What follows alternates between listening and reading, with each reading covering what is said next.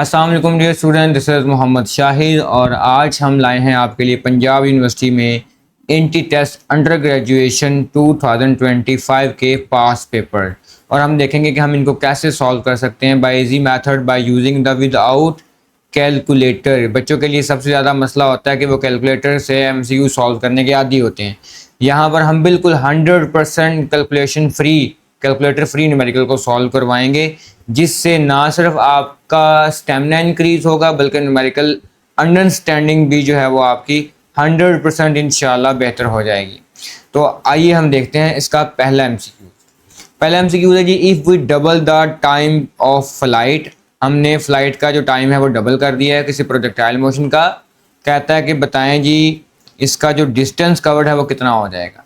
तो सबसे पहले आपको ये एक छोटी सी टेक्निक पता होनी चाहिए, HRT, हार्ट बोल लें इसको, हार्ट, ठीक है। इससे क्या होगा, आपने लिखना है VI साइन थीटा ओवर जी। हर में आपने ऐसे लिख लेना है, सब में। इसमें भी आपने लिख लेना है VI साइन थीटा ओवर जी। इसमें भी आपने लिख लेना है टाइम वाले में VI साइन थीटा ओवर जी। अब हम देखेंगे कि कौन सा फार्मूला किससे बनेगा। जो पहला है हार्ट का H है, उसमें सब का स्क्वायर आएगा, सब में 2 आएगा। पहले ऊपर वालों का स्क्वायर आ जाएगा, नीचे 2 आ जाएगा। हार्ट में VI का स्क्वायर आ जाएगा और साइन 2 थीटा ओवर जी। और टाइम में सिर्फ एक 2 आएगा, 2 VI साइन थीटा ओवर जी। आप देख रहे हैं कि इसमें 3 बार 2 आया है, इसमें 2 टाइम्स 2 आया है, इसमें 1 टाइम्स 2 आया है। इस फार्मूले को कुछ इस तरह से याद कर। अब चूंकि उसने रेंज की और टाइम की बात की है, तो सबसे पहले टाइम देखते हैं। इसका फार्मूला है 2VI साइन थीटा ओवर जी। जब आपको वो रिलेशन दे कोई, तो उसमें जो आपके काम की चीज़ है सिर्फ उसके साथ रिलेशन फाइंड करना है, बाकी आपने सब चीज़ें इग्नोर करनी होती हैं। अब आप देखें कि जी की वैल्यू जो है वो फिक्स होती है, ठीक है। एंगल उसने इस यहाँ पे बात ही नहीं की, क्योंकि एंगल की ज़रूरत भी नहीं पड़ेगी। और फिर पीछे रह गया यहाँ पर VI। अब हमने देखना है कि क्या रेंज में भी VI आ रहा है। रेंज क्यों ले रहे हैं, क्योंकि वो बात कर रहा है डिस्टेंस की, तो डिस्टेंस एक्चुअली यहाँ पर रेंज को शो कर रहा है। तो हम देखेंगे टाइम का जो VI के साथ इनिशियल वेलोसिटी के साथ रिलेशन है वो डायरेक्ट है। अगर आपने उसका टाइम डबल करना है तो आपको उसको डबल स्पीड से फेंकना पड़ेगा, उसको थ्रो करना पड़ेगा। तो ये बन जाएगा कि VI अगर डबल है यानी टाइम भी वो फिर डबल लेगा। रेंज के साथ बात करें तो रेंज का जो VI के साथ रिलेशन है वो डायरेक्टली तो है, लेकिन उसके स्क्वायर के साथ है। तो यानी अगर हम VI को टाइम डबल करना चाहते हैं तो VI को डबल कर लेंगे और यहाँ पे VI का स्क्वायर लेंगे, तो 2V का स्क्वायर डायरेक्टली है R के साथ, तो R डायरेक्टली है 2 का स्क्वायर 4V का स्क्वायर। इसका मतलब जो रेंज है या डिस्टेंस है वो 4 गुना कवर करेगा। तो यहाँ पर आंसर बनेगा हमारा option number C, 4 times. So this is our answer for this numerical. Next हम देखें क्या है जी। कहता है the dimension of power, power की डायमेंशन है। तो पावर की क्या डायमेंशन है, फार्मूला पता होना चाहिए, W/T। W वर्क डन है तो वर्क डन होता है FD/T। फोर्स की डायमेंशन भी पिछली क्लास में भी आपसे डिस्कस की थी कि ये होती है MLT-2। और जो डिस्टेंस है ये एक लेंथ ही है तो L आ जाएगा, और जो टाइम ये कैपिटल T आ जाएगा। तो जब हम इसको मज़ीद सिंप्लीफाई करेंगे तो ये बन जाएगा M, L और L का स्क्वायर और T की पावर -2, और ये वाला T की पावर -1 हो जाएगा ऊपर जाके। ये प्लस का 1 है, ऊपर जाके माइनस का 1 हो जाएगा। तो ये बन जाएगा M L का स्क्वायर और T की पावर -3, ये आ जाएगी पावर की डायमेंशन। तो इसमें जो हमारा ऑप्शन है वो है ऑप्शन नंबर B। तो this is for power.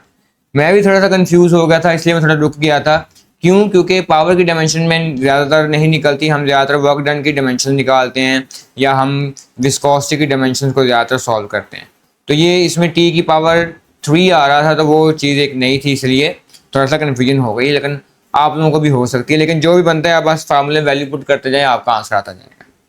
Next है जी, which of the following has the lowest value. इन तमाम में सबसे लोएस्ट वैल्यू कौन सी है। ये 10 की पावर 15 है, ये तो ख़त्म हो गया ना, सबसे बड़ा है, क्योंकि बाकी सारी नेगेटिव की वैल्यूज़ हैं। तो एक -18 है, एक -15 है और एक -9 है। नेगेटिव वैल्यू में ये रूल होता है कि जो सबसे बड़ी पावर है नेगेटिव वैल्यू में, लार्ज पावर है, लार्ज वैल्यू है, एक्चुअल में वो सबसे स्मॉल होगी या स्मॉलेस्ट होगी। तो यहाँ पे 10 की पावर -18 एटो है, तो फिर ये ऑप्शन नंबर डी हमारा यहाँ पे राइट आंसर है। नेक्स्ट एमसीक्यूज है, विच best defines laminar flow. Laminar flow कहता है कि इन सब में से सबसे बेहतरीन कौन डिफाइन करता है। तो हमें पता है कि जो लैमिनर फ्लो होता है वो फ्लो है लैमिनर फ्लो के जिसमें रेगुलर पैटर्न आए, ठीक है, और ये स्लो होना चाहिए। स्लो होगा तो रेगुलर पैटर्न होगा, तो देख लेते हैं। रैपिड फ्लो, रैपिड तो नहीं हो सकता। Smooth orderly flow of fluid in parallel layers, yes this is our answer option number C. Parallel layers चल रही हैं, अगर स्मूथ चल रही हैं तो वो पैरेलल ही चलती जाएंगी और पैरेलल लेयर्स ही होती हैं। और ये नो क्रॉस, ये आपस में एक दूसरे को कभी क्रॉस नहीं करती, तो ये भी एमसीक्यू में पूछ सकता है। नेक्स्ट एमसीक्यू देखते हैं, which is the vector quantity, very easy. इनमें से कौन सी वेक्टर क्वांटिटी है, तो हमें पता है कि डिस्प्लेसमेंट जो है वो एक वेक्टर क्वांटिटी है। नेक्स्ट देखते हैं, the unit of this one is same as that of 1/2 rho V का स्क्वायर। कहता है ये किसका यूनिट है, हमें बता दें। अगर हम देखें तो जो रॉ है ये डेंसिटी है और साथ जो वी लिखा हुआ है ये स्पीड है। और हम इसको सॉल्व कर लेते हैं। ये किसके बारे में फिर हमें मालूमात देता है। डेंसिटी का फार्मूला होता है मास पर यूनिट वॉल्यूम, और जो स्पीड है इसका फार्मूला होता है मीटर पर सेकंड, और दोनों पर सेकंड स्क्वायर आ जाएगा, ठीक है। मास का यूनिट है वो किलोग्राम हो जाएगा अगर हम यहाँ पुट करेंगे, और वॉल्यूम का यूनिट है वो मीटर क्यूब हो जाएगा। तो ये बन जाएगा kilogram metre square over metre cube second square. 1 metre से 1 मीटर कैंसिल कर दें तो ये बन जाएगा किलोग्राम मीटर और second square, kilogram metre second square. तो किलोग्राम किसका यूनिट है, मास का, और ये जो m है ये लेंथ का यूनिट है, d कह लें, और जो s स्क्वायर है ये टाइम का यूनिट है, टाइम का स्क्वायर। तब हम देखते हैं कि इन तमाम क्वांटिटी में से कौन सी चीज़ ये फार्मूला या ये यूनिट्स हमें देती है, या ये यूनिट्स हमें देती है। वो तो मैंने क्वांटिटीज़ के नाम लिख दिए हैं कि मास है, लेंथ है और टाइम है। तो वर्क डन होता है फोर्स मल्टीप्लाई बाय डिस्प्लेसमेंट, ठीक है। तो क्या आ जाएगा, फोर्स का होता है किलोग्राम मीटर पर सेकंड स्क्वायर मल्टीप्लाई बाय ये आ जाएगा अगेन मीटर, ये बन जाएगा किलोग्राम मीटर स्क्वायर पर सेकंड स्क्वायर। हमारा कुछ इस तरह से नहीं बन रहा, किलोग्राम मीटर पर सेकंड स्क्वायर है। नेक्स्ट देखें फोर्स, तो फोर्स का होता है kilogram F equal to MA, तो मास का किलोग्राम और ये मीटर पर सेकंड स्क्वायर। तो ये फोर्स बन गया जी। अब ये फोर्स देखें और यहाँ पर ये यूनिट देखें किलोग्राम मीटर पर सेकंड स्क्वायर, ये दोनों यूनिट सेम नहीं हैं क्योंकि यहाँ पर मीटर लगा हुआ है और इसके डिनोमिनेटर में है, तो ये फोर्स भी नहीं बनेगा। वॉल्यूम देखें तो वॉल्यूम का मीटर क्यूब होता है, वॉल्यूम का मीटर क्यूब होता है। अगर हम प्रेशर का देखें, प्रेशर एक यूनिट इसमें स्किप है, तो प्रेशर का क्या होता है F ओवर एरिया, ये बन जाएगा किलोग्राम मीटर पर सेकंड स्क्वायर ओवर एरिया का क्या है मीटर स्क्वायर। तो मीटर से मीटर कैंसिल, तो किलोग्राम सेकंड स्क्वायर पर सेकंड स्क्वायर ओवर 1 मीटर। अब ये वाला यूनिट और ये वाला गिवन यूनिट दोनों आपस में इक्वल हैं, ठीक है। तो इसका मतलब जो हमारा इसका बनने वाला आंसर है वो है प्रेशर।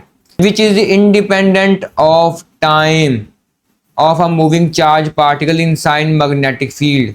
मैग्नेटिक फील्ड का जो चार्ज पार्टिकल मूव कर रहा है उसमें ये टाइम जो है किस चीज़ के इंडिपेंडेंट होगा, तो हमें सबसे पहले टाइम निकालना पड़ेगा। तो उसके लिए हमें डेरिवेशन सॉल्व करनी पड़ेगी। हमें पता है कि जो मैग्नेटिक फील्ड है ये एक डिफ्लेक्टिंग फोर्स है, तो ये डिफ्लेक्टिंग फोर्स का फार्मूला ये सेंटर उसको चार्ज पार्टिकल को सर्कल में मूव करवाएगी, जिसकी वजह से फार्मूला हो जाएगा mv square over r centripetal force की वजह से। और उस मैग्नेटिक फील्ड का जो अपनी फोर्स होगी मैग्नेटिक फील्ड की वजह से वो QVB होगी। इन दोनों को अगर हम इक्वेट करें तो ये बन जाएगा mv square over r is equal to QVB। v से एक v कैंसिल हो जाएगा, तो ये बन जाएगा mv over r is equal to QB। हमने यहाँ पर फाइंड करना है टाइम पीरियड के लिए फॉर्मूला। तो हमें पता है फार्मूला एक हमने पढ़ा है S is equal to VT। अगर हम वेलोसिटी की बात करें तो वेलोसिटी क्या हो जाएगी, v is equal to S over T. Charge particle जो कि सर्कुलर ट्रैक में मूव कर रहा है, जिसकी वजह से उसका जो सर्कमफ्रेंस हो जाएगा, जो डिस्टेंस वो कवर करेगा वो 2 पाई आर हो जाएगा डिवाइड बाय, क्योंकि वो एक खास सर्कल में मूव किए जा रहा है, एक खास सर्कल में मूव किया जा रहा है, बार बार उसी सर्कल के अंदर ही है, तो इसलिए यहाँ पे टाइम पीरियड लगेगा जो कि हो जाएगा कैपिटल टी। सिंप्लीफाई करें तो ये आ जाएगा m, और v की जगह पर ये सारा formula 2 pi r over t over r is equal to Q B. r से r कैंसिल हो जाएगा तो ये बन जाएगा m 2 pi m over t is equal to Q B, यानी q t is equal to 2 pi m over Q B. अब यहाँ पे कौन कौन से फैक्टर निकले इस फॉर्मूले में, ये मैथ पे भी डिपेंड करता है, तो यहाँ पर मैथ है वो नहीं हो सकता। उसके अलावा ये चार्ज पे भी डिपेंड करता है, अगर चार्ज यहाँ पे शामिल है तो फिर चार्ज भी ऑप्शन नहीं है, और ये मैग्नेटिक फील्ड पे भी डिपेंड करता है, बी पे भी मैग्नेटिक फील्ड पे भी डिपेंड करता है। यहाँ वेलोसिटी नहीं लिखा हुआ पार्टिकल की, यहाँ पे वेलोसिटी नहीं है, तो इसलिए फिर जो हमारा आंसर बनेगा इस केस में वो बनेगा ऑप्शन बी। थोड़ा सा क्रिटिकल एमसीक्यूज था लेकिन इजी था अगर आपको फॉर्मूलाज और आपके कंसेप्ट क्लियर हैं तो।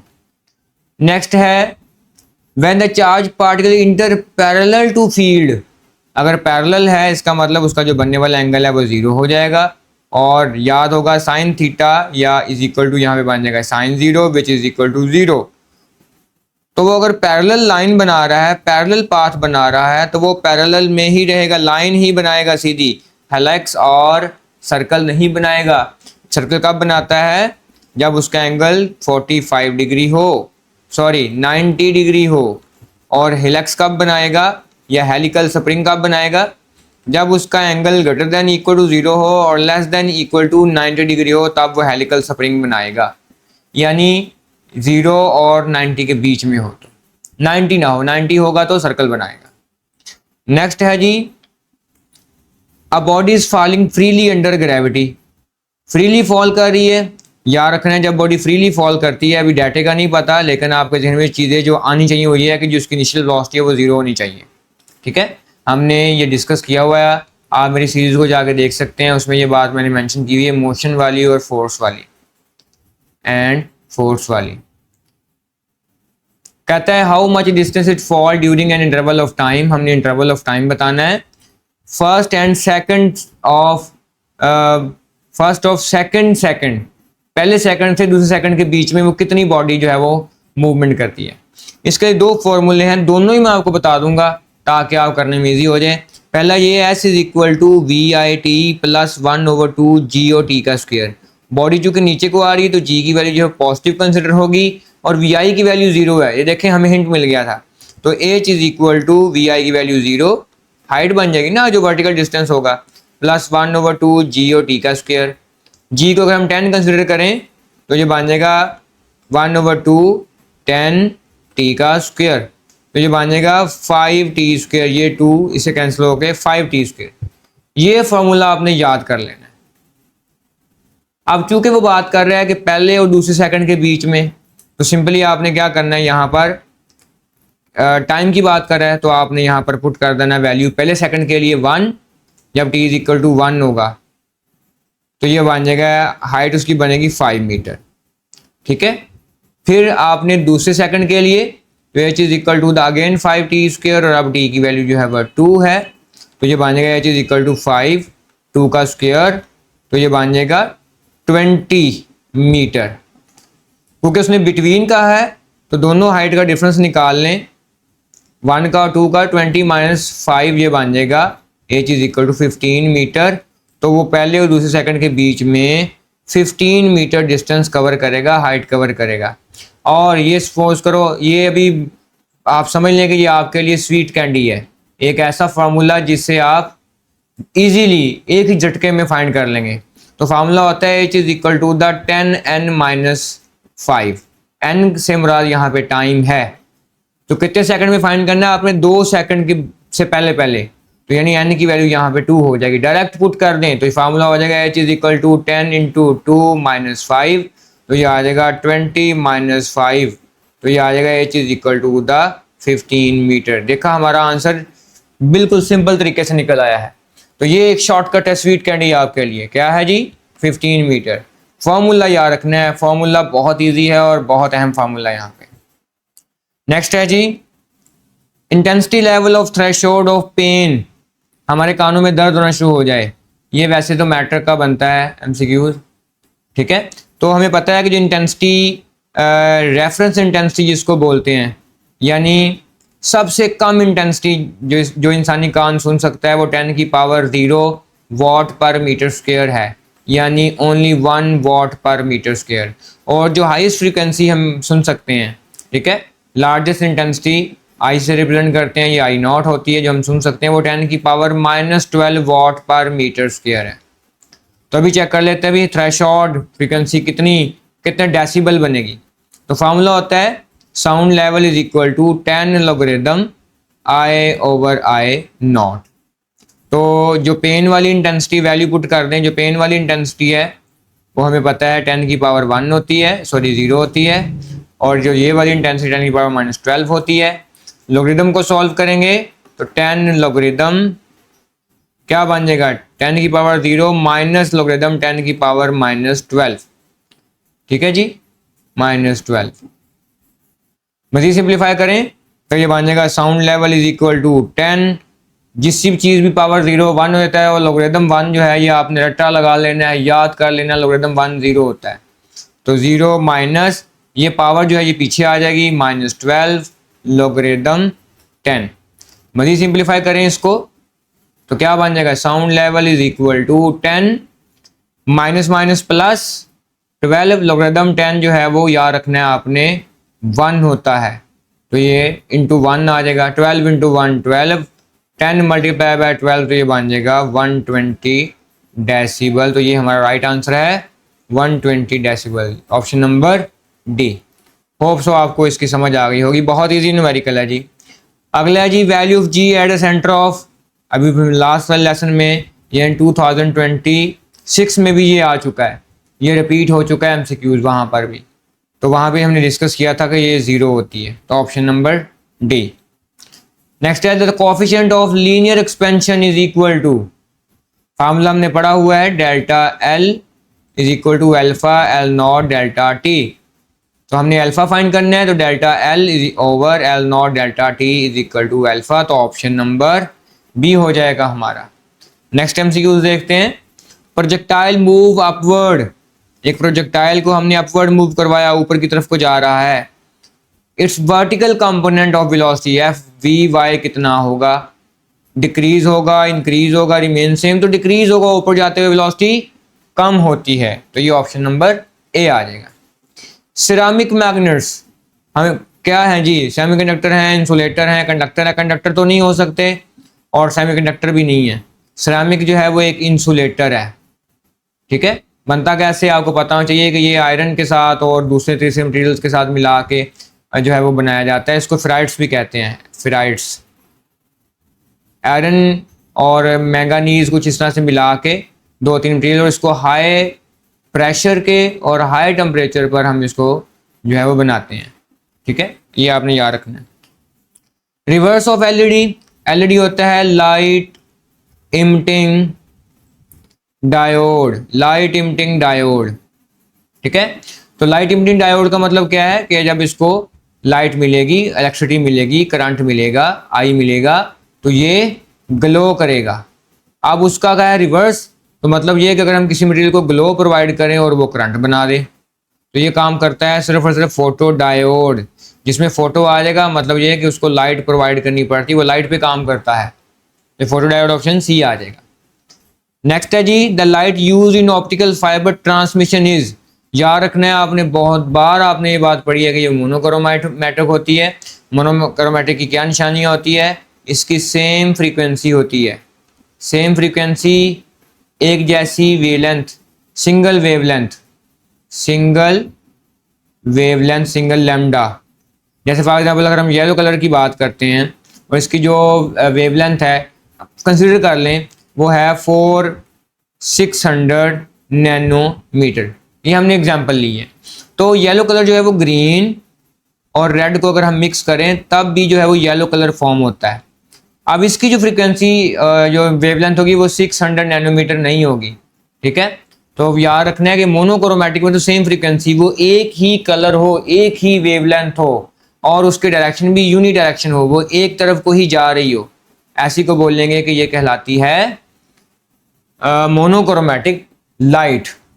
Next MCQs, the back EMF of motor which is just started as, जब हम मोटर को स्टार्ट करते हैं तो फार्मूला होता है EMF is equal to N omega A B. EMF का ओमेगा के साथ डायरेक्ट रिलेशन है। तो अभी वो जब स्टार्ट करेंगे तो उसकी जो वेलोसिटी है, एंगुलर वेलोसिटी, वो जीरो होगी, तो उस वक्त उसकी जो ईएमएफ है वो भी फिर जीरो होगी, तो बिल्कुल जीरो होगी उसकी बैक ईएमएफ, ठीक है। अगर वो ज़्यादा हो जाएगी स्पीड उसकी तो फिर ईएमएफ भी उसकी जो है वो ज़्यादा हो जाएगी। नेक्स्ट एमसीक्यूज है, the system which can exchange matter as well as energy, जो ना सिर्फ एनर्जी को निकाले बल्कि साथ मैटर को भी रिलीज करे, ऐसे सिस्टम को बोलते हैं ये ओपन सिस्टम है। कैसे? सपोज करो ये बीकर है, इसके अंदर पानी फिल किया हुआ है, ठीक है। अब इसके ऊपर आपने ढक्कन रख दिया, लीड रख दिया, तो ये सिर्फ क्या कर रहा है कि इसका जो कैप है, लीड है जो वो हीटअप हो जाएगा जब पानी गर्म करेंगे, ठीक है। पानी गर्म करेंगे, ये पानी अपनी एनर्जी पहुंचाएगा इस लीड को, तो ये लीड हीटअप हो जाएगा, सिर्फ ये एनर्जी ट्रांसफर कर पा रहा है। लेकिन अगर हम इस लिड को उतार देंगे, रिमूव कर देंगे, तो क्या होगा, ये पानी भी यहाँ से हाइड्रोजन ऑक्सीजन की फॉर्म में बाहर निकल जाएगा, तो अब मैटर भी रिलीज हो रहा है, तो ये ओपन सिस्टम कहलाएगा। क्लोज सिस्टम में सिर्फ एनर्जी ट्रांसफर होती है, ये बात आपने याद रखनी है। नेक्स्ट एमसीक्यूज है जी, Mach is the unit of measurement in stating speed of moving object in relation to. Mach की डेफिनेशन ये एक आउट ऑफ द बॉक्स है, ये इंपॉर्टेंट है, आपको समझ आनी चाहिए, याद होना चाहिए, ये out of the box question आ गया है। मैक कहते हैं स्पीड ऑफ मूविंग ऑब्जेक्ट, वो जितनी भी है, 50 है, 200 है, 400 मीटर पर सेकंड है, इसकी रेशियो लेनी है हमने स्पीड ऑफ साउंड, तो ये यहाँ पे आएगा स्पीड ऑफ साउंड।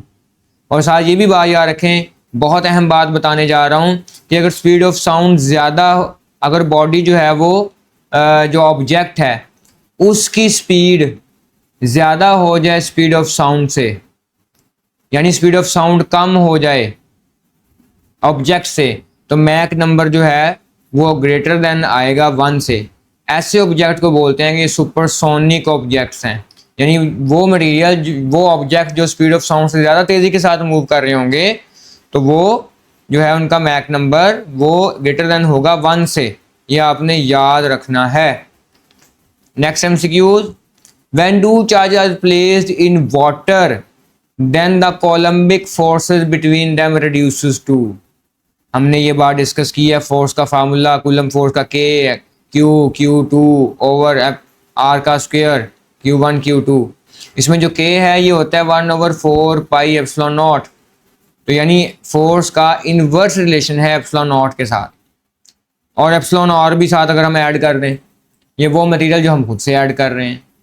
कंसीडर करें जो एप्सिलॉन नॉट है ये इसके मुकाबले में 1 है, ठीक है, एप्सिलॉन नॉट की वैल्यू 1 है, तो अगर एप्सिलॉन नॉट की वैल्यू 1 है तो फिर एप्सिलॉन आर की वैल्यू कितनी होगी वाटर के लिए, वो हो जाएगी 78.5। ये आपने याद रखनी है, कुछ वैल्यूज आपको याद होनी चाहिए, लाइक आपको एयर की याद होनी चाहिए 1.0006 होती है, इसका यूनिट कोई नहीं होता, और वैक्यूम की जो वैल्यू होती है 1.0000। इसी तरह बेंजीन की वैल्यू भी याद करनी होनी चाहिए आपको, 7 पॉइंट समथिंग है या 6 पॉइंट समथिंग है। तो इस तरह जो वाटर की वैल्यू वो 78.5, 78 लगाएं अगर हम, तो हम कह सकते हैं इज इक्वल टू 1 ओवर, इसकी वैल्यू पुट करें तो 78.5 या 78 ही आ जाएगा, तो ये 1/78 टाइम्स जो है वो रिड्यूस हो जाएगी मीडियम डालने से, चार्ज की एक दूसरे के साथ जो अट्रैक्शन जो है या रिपल्शन जो है वो इतनी ज़्यादा कम हो जाएगी। नेक्स्ट एमसीक्यूज, आज का आखिरी एमसीक्यूज है जी, optics does not deal with, optic जो है वो लाइट की बातें कर रहा होता है, ग्लास की बातें कर रहा होता है, तो जिसमें ग्लास और लाइट नहीं आएगी उसके बारे में ये बात नहीं करेगा। तो नेचर ऑफ लाइट वेव इसकी बात करता है, प्रॉपर्टीज ऑफ लाइट की बात करता है। करेक्टरिस्टिक्स ऑफ साउंड, ये करेक्टरिस्टिक ऑफ साउंड को डिस्कस नहीं करता, तो ये हमारा ऑप्शन नंबर सी बनेगा। तो ये थे आज के हमारे एमसीक्यूज। होप सो आपको समझ आ गई होगी। अगर कोई एमसीक्यूज ऐसा है इसकी आपको समझ ना आए तो आप मेरे व्हाट्सएप पे 0349078110 पे आप मुझसे रब्ता कर सकते हैं। मेरा नाम शाहिद है। मैं इंशाल्लाह आपको ज़रूर रिस्पॉन्स करूँगा, व्हाट्सएप के ऊपर आपकी प्रॉब्लम को सॉल्व करूँगा, क्योंकि मैं बैठा हूँ सिर्फ बच्चों के हेल्प के लिए, उनकी मदद करने के लिए। तो तब तक के लिए इजाज़त दीजिए। अल्लाह हाफिज़।